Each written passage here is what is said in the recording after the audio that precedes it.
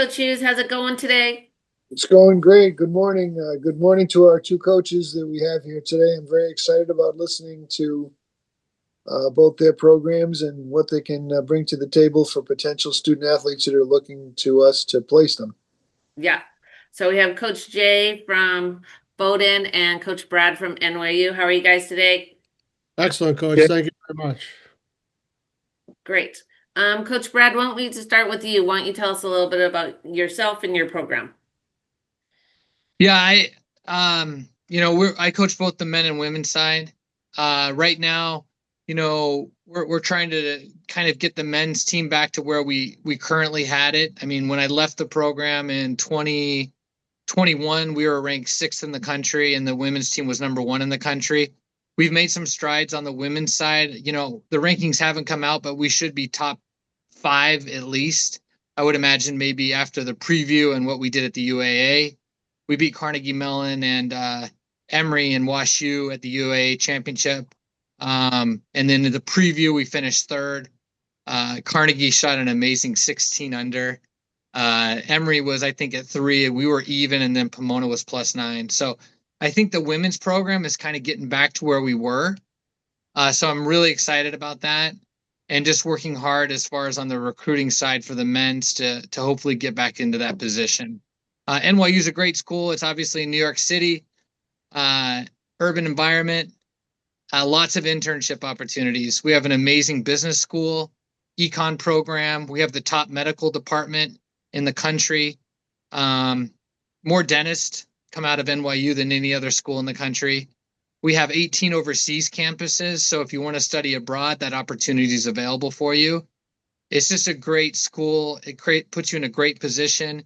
98% of all student athletes at NYU have a job before they graduate. So phenomenal place. And hopefully the golf program is heading in the right direction. Okay, great. Jay, why don't you tell us about yourself? Sure. I started at Bowdoin College in 2019, the fall of 2019. I took over a program that I wouldn't say was a club team, but if we had a guy that would break 80 every now and then, we celebrated like we won the Masters. So putting the pieces in place to try and get some players into the college that were both academically qualified and skill-wise was a project, and it's been a labor of love, and I've loved to be able to put the team together to where we are at this point now. Last year was our best ever finish in the conference championship. We finished fourth, beating perennial powers in the conference, which was a big tip of the cap to the kids on the team that put in the hard work as we've gone through. We put in a bunch of programs at the college for the team. We finally have a simulator on campus, which was a battle for a long time, certainly being up here in Maine where it starts to get cold in about July, gets warm the 1st of July, and then starts to snow the middle of July. So climate is tough for us, but it's really cool to have such great kids on campus working hard every single day. Kind of like Coach Brad, we have unbelievable opportunities on the academic side. We were talking a little earlier, some of my kids are abroad this semester. Those programs seem to excel at Bowdoin College, and the athletes really get a lot out of it. And when they come back, they seem to be better leaders, which as a coach, that's all you can hope for is for them to be better people when they go experience something else. So I think our program is going to continue to go forward, and I'm excited for the journey. Nice. Okay, So Coach, yeah, good. Yeah, please go ahead. I was going to hop on in there. Okay, I'll go this Coach Brad first. It's such a great school at NYU, and my background obviously comes from the Ivy League. What are the challenges that you face recruiting when you're going up against some Ivies or other NEXAC schools like you have? What are the challenges that you find trying to get the top student athletes that are great students first and great athletes second? How do you go about getting them to come up to school in New York? Well, I mean, we can't compete against the Ivies. I mean, we kind of wait for the Ivies. Once they make a decision, then we kind of take what they don't take. I mean, I think the Ivies have the pick. They sort of go after who they want to, and then like we just lost a recruit to Penn. And initially he was looking at Columbia, and Columbia ended up passing on him. And then I thought we had him, and then Penn reached out at the last minute and ended up getting him. So that's just the way it goes. I think, their first pick as far as our level, I think me and Jay's is the Ivies. That's who we're going against, but we're not really competing against them. We're just kind of waiting on them. And then, from there, I mean, obviously on the academic side, especially with our business program being top 5 in the country, I think that's really a huge pull for us. You look at the top 5 business schools in the country, obviously it's us, Stern, and you got UPenn, which is Wharton. You've got MIT, which they don't have a golf program. You got Michigan and you got Berkeley. So, I mean, for someone to be in a D3 program, but still be at the top business school in the country, I think is our biggest draw. It's just huge. If you look at my roster, a majority of them are percentage wise in Stern. And I think just the opportunities it provides. I mean, even the student athletes or the students that go to Wharton, they usually do their internships in the summertime in New York City. But with us, we can do the internships throughout the year. I think that's a huge advantage. I mean, we've even picked up student athletes at their internships to go to practice. So, I mean, they're doing them throughout the year. So if you look at alumni and what alumni are doing, from NYU, it's pretty remarkable. They actually used to account that for 1 year in the stats as far as alumni and what they're doing. And I know we moved up a lot in the US, whatever news ranking thing it was. And then they actually stopped it after that year. But, if you look at my past student athletes, I think maybe about 8 or 9 just recently are still in New York City working at major firms. One of our best success stories is one of the guys worked at Goldman in New York City, and he worked there for 4 or 5 years, and now he's in charge of a Texas branch of Goldman Sachs. So, I mean, it's just amazing what they're doing. Jay, can you answer the same question, kind of piggyback off of Brad? Sure. I mean, and the recruiting game, I think, is different for everyone, right? So, and my line to actually a student athlete a couple weeks ago, and my wife was actually on a conference call herself, and she kind of heard me say it. We're all fishing in the same pond, whether it's Ivy League, NESCAC, Brad schools, Carnegie, all those schools. We're all fishing in the same pond. We're just trying to find the right fish that fits in the right aquarium. And I think it's kind of unique. Like, you have to have a kid that doesn't want to be in New York City to come to Bowdoin College. Like, we're going to be, a country setting, being able to travel, but have that smaller experience. And, Brad and I talk to the same kids a lot. I'll talk to I talked to a kid last week that said, I just talked to Coach Johnson, and I said, one of my favorite guys. We do a lot of stuff together. And, when you can build that trust with a student athlete, that the coaches are trying to find the best place for the person.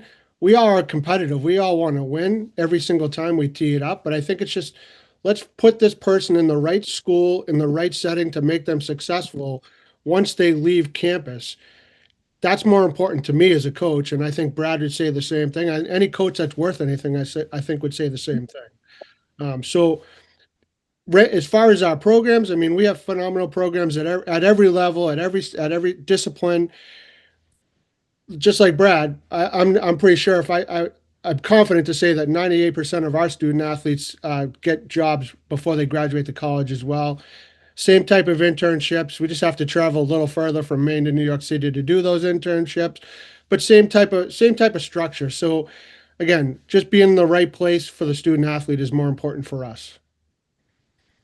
Now, Division 3, Jay, is a little bit different than Division 1. Can you expand on how it's slightly different? Well, I think first of all, it's academic school first, academics first, especially at Bowdoin College and primarily conference. Brad saying we just went from Ohio to California for whatever, and I'm gonna guess the girls weren't in school very often in that trip. We miss very, very, very, very, very little class time. If we miss a Friday afternoon to get to a practice round, that's a lot for us, and that's like selling your left arm to be able to go take a practice round on a Friday afternoon with the guys at an event. So I think it's more about how are you doing academically? Let's let this golf or whatever sport you're playing be the stress reliever for you. I think that's where we are at the Division 3 level. It's everyone wants to be competitive, and I've been involved in professional and college sports for 31 years in different sports. At this level now, I feel like Division 3 sports is closer than to Division 1 was 20 years ago. Division 1 sports are closer to the professional level, and club sports are closer to what Division 3 was. There's so much specialized training for all these kids, mental coaches, swing coaches, nutritionists, things like that. All these kids have that at every single level, so the talent level is getting better and better.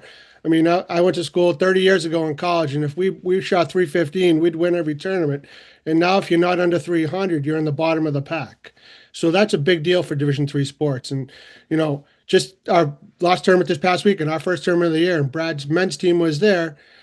We were in fourth place after day one and finished in 10th place because we shot the same exact 300 score that we did the day before. And Brad's team passed us by a million. So it's just the way it is. And, you got to continue to work and make yourself better every day.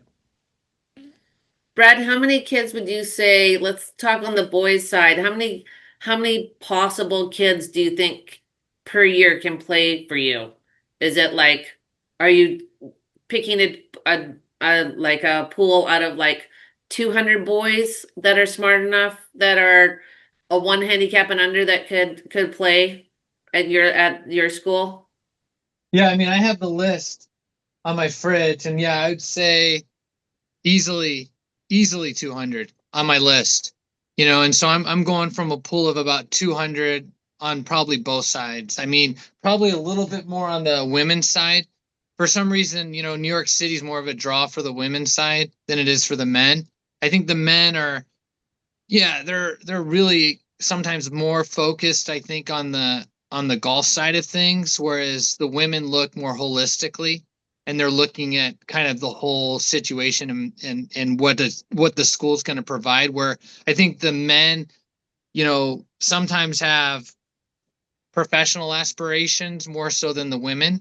I think the women, I don't want to say are more realistic, but perhaps are. But to kind of piggyback off what Jay said, I think I agree with him. I think trying to find that recruit that's a good fit for the program. It's not always about the best scores. I'm not, I passed on a student athlete this year, and probably she was my top JGS ever. Like, she was incredibly low. I've never had anyone that low, but just, I'm trying to find the right fit for the program. And that maybe wasn't the right fit as far as what we're looking for, on certain aspects. And so, culturally, when I came back in after leaving, it was a challenge. But I think if you ask any of my student athletes now, they would tell you culturally, the program is in a remarkable shape. And that's what you have to do first. The first thing is really getting your program to a place where everyone's bought in, everyone's happy, they're enjoying it, they're having fun. It's a great experience. They're working hard in the classroom first and enjoying the golf, and that's the key. And once you get the culture set, then you can get into a situation where you can really start working towards getting the program better, getting the program back to where it needs to be. And I think that's where we are. We've gotten the culture where we need it. Now it's a time to really shift gears and get the program, moving up in the rankings to where we had it before. Good. Coach Jay, this question's for you. How does somebody get onto your radar? If you're a prospective student athlete that's watching this, who says, that urban setting is not for me. I want to be somewhere rural out with nature. What can they do to get noticed by you? Sure. Well, certainly, we get emails constantly. I bet I'd be lying if I said I got less than 50 emails a day from student athletes all over the world. And I think, I scan them quickly because you can't read them all because there's just not enough time in the day. You try to do the best you can. But the big thing I think is for the kids to take time, make a concise email to the coach, to the school, know a little bit about the program, about the college, what they're looking for. You know, like Brad just said, the junior golf scoreboard rankings. I feel like those are important, but it can't be the end all be all. And you'll see J in the subject line JGS 450. Well, that's fantastic, 450. But as you know, as a coach as well, Coach Hughes, those numbers can be manipulated by the way they add tournaments, take off tournaments, scores drop off, things like Sure. that. So I want to know who you are as a person. Are you going to qualify to get into the college, or hopefully qualify to get into the college? What have you done outside of the college? What can you bring to us outside of the college as well? Do you have other leadership traits other than just being a great golfer? Again, having a background in the hockey world, I love multi-sport athletes. Someone tells me they've played basketball, baseball, soccer, hockey, whatever. That's a good one for me, and I'm going to continue to read that email because they have different compete level than a golfer that may just play just completely golf and tunnel vision in one sport. The hand-eye coordinations, the balance points, the things like that. Those things I feel like make them a more rounded golfer. And we all get so focused on, hey, this kid's got a great swing. How about let's play golf? We're not playing golf swing, we're playing golf. So I'm looking for those people that understand that it's a competition from start to finish. Well said. Yeah, I like what you just said. I'm not playing golf swing, I'm playing golf. It's a hard thing, and my guys are on the range after we played this past week, and I'm saying, guys, you can't hit the ball much better than you did. You just need to manage your decisions better.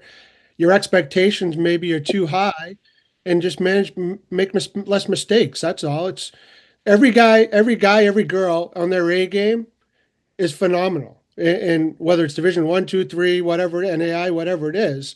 It's how you manage your B and C game that pushes you over the edge to make you a champion. Mhm. Coach Brad, what do you think is one of the most important things of the golf game that you look for when you're looking for a player? Like, do you want them to hit it far? Do you want them to pat their eyes out? What do you like to look for? Yeah, I mean, yeah, obviously the golf side is important. I mean, one of the things I look at is how they treat their parents. It's a huge part of it. I want to see their character first. Um, yeah, I think, when we won the national championship in 2019, we had 0 All-Americans. I keep saying that, but it's true. We had 0 first team, 0 second team, and 0 honorable mention All-Americans on that team. I mean, we weren't individually the best team, like from player to player, but the team was so close and so tight, and they fought for each other. They didn't want to win. They didn't want to win it for themselves. They wanted to win it for the team.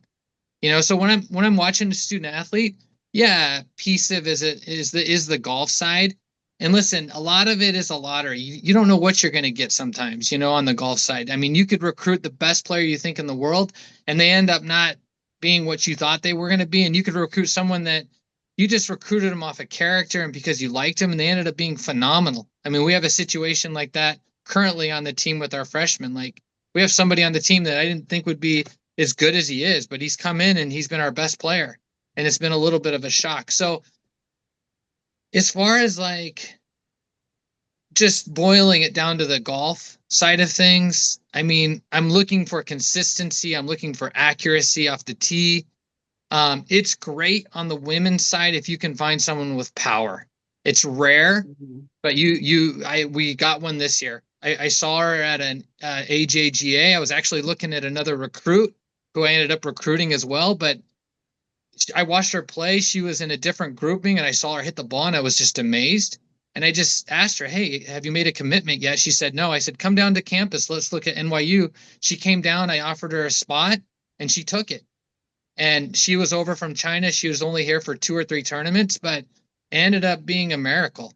I mean, I was just at the right place at the right time, and she's phenomenal. She's yet to shoot over par. All the qualifiers, she's been under par. She just hits it farther than everybody else. So in that rare circumstance, you can sometimes find someone that's got everything as far as on the golf side, and then academically strong enough to get in. I mean, so the recruiting side, it's hard. It's just like, it's just tough. You do the best you can, and you work really, really hard. And I honestly think the harder you work, the luckier you get. I like that. Well, I can tell you that it's funny that we've had these podcasts now. I think TJ, what have we had? 10 coaches on here in the player development. It's amazing how many of the coaches line up and say the same things it's a testament to their ability to see things that are successful and pass them along to their kids. But we could have recorded these two fine coaches with any of the coaches we've had previously, and they would have mirrored each other. It's really gratifying to see the coaches pick up stuff and pass it along to kids. I'm really impressed. Yeah, one of the main things is the whole thing is culture first. Yeah, Absolutely. that's right. All right, I have one last question. I'll start this one with Jay. What type of programs do you have in place for incoming freshmen that are maybe away from school, away from their parents for the first time? Do you have any type of mentorship, or is it something that just plays itself out? So our upperclassmen, and I call them upperclassmen, the seniors or juniors, I assign them one of our first year players every year when they come in. This is your player to look out for. That's your little brother for this year. Whatever they need, you need to be there for them. And because they've had that when they came into school too, I want them to help them pick their classes, to help them find their way around campus, to help them figure out, who the right professors are to take, and then teach them the habits that hopefully I've taught them, kind of like the culture thing that Coach Brad was talking about. We get to the golf course early, 7 o'clock van ride means the wheels turn at 7 o'clock. Make sure your butt's in the seat because at 7:01, you're staying home for that tournament. I want them to understand that the seniors or the juniors have already gone through what they're going to go through. So I want them to, kind of mirror what they've done because I feel like it's been successful for us so far. DJ, who was he just talking like? Yeah, it's like Coach Hughes. So Coach Hughes was very hilarious because I know this story. I've heard it like 3 times. But it's like if you're a minute late, like the bus is leaving, and it was like, Coach, no, you can't. It's 7:02, and he goes, "No, go drive the bus, drive the bus." I forget. Well, how did the guy get there? How did he end up getting there? Well, what happened was this kid was a perennial late, and the first time I said, "Look, I'm gonna talk to you about this person to person," and because I think that's the way a coach should act. I said, "The next time you do it, I'm going to dress you down in front of the team," which I did. The third time, we were at the Ivy League Championship at Galloway Club down in New Jersey, and we were in like fifth place. We weren't going to win, but we get there. I said, "Where's Ryan?" And his roommate, which I applaud, said, "He'll be right here, Coach. He's just running a little late." Get in the car. We drove. I drove the van. He called me. I hung up. He called. I hung up again. He called a third time. I gave it to the captain. He says, "Coach, he wants to know how he gets to the golf course." I said, "Tell him to get his father's Black American Express card, put it on that." And I left him there. It was an Ivy League championship, but it sent a message here that being punctual is part of being a good teammate. And Jay, I applaud what you said because that kind of echoes exactly what I'm saying, and I'm sure Coach Brad would say the same thing. Sure. And, and I equate it. And when I have the discussions with the kids, if you're late for your tea time, there's a penalty. And if you're too late, you're disqualified. If you're late for your job interview, you're not getting your job. So let's start now to train for the future. Great. Brad, how about the same question about the mentorship? Or you have incoming freshmen. What are you doing with them? Yeah, we have an OSA office. It's an office dedicated to student athletes. It, helps them with class selection. Anytime they miss classes, it's, working with the professors, getting professor notes. Anytime they're struggling with a class, whether they want one or not, they get a tutor. Really just it's a whole office dedicated to making sure that the student athletes are in a situation coming in where they know all the expectations, they understand, what they need to do as far as, class misses and stuff like that. And so it's a great office. I think if you look at the normal GPA at NYU, I think it's, I don't know, probably around a 3.0 or so.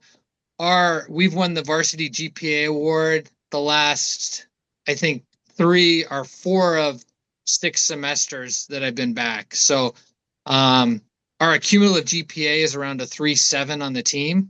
which is amazing. I mean, they do a great job. So we were the first university to do it. We were the first university to have that kind of support system for the student athletes. Since then, I know most of the Ivies have come in and kind of copied what we do. And so I know they've implemented at the Ivy level as well. So it's a great just resource for them. Yeah, also on the team, we have the captains that help out. I think, just it's a huge step, I think, right? You're leaving home for the first time. You're in a new situation. You're in a huge city. And we're asking you to play really good golf. So that's such a tough transition. And I think you got to be really patient with the first years and know that, hey, this isn't easy, and I think just knowing they have a family to come into, like, I think it really does feel like a family being part of a golf program, being part of a team. You've got everyone that's supporting you. And I mean, that's the best part of it is you see them come in as first years, and after 4 years, it's amazing the difference that you see in the student athlete. It's just amazing. I think that's the best part of the job is they come in and they're just young and they're just, not quite, mature right, yet. And then they leave after 4 years and they're adults. It's just an amazing transition. I think that's really one of the funnest part of being a college golf coach. Well said. Very well said. Well, we have kind of a benchmark of approval here that we give to the coaches after they've given their speech here, and I can say wholeheartedly, I would like to play for either one of you guys. I think you're probably both great coaches. Thank you. Yeah, Thanks, agreed. Coach Hughes. Great. Okay, well, we enjoyed having you on with us, Coach Hughes and I, and really great luck this year. Thank you. And if All we can right. help you out with any players, please let us know, and hopefully we run into each other soon. But I thank you from being a former coach here. I applaud the fact that you could take some time out of your day, and we look forward to running into you down the road. All right. Thanks, Coach Hughes. Thank you very much. Guys. Have a great day. Take Have a great care. day.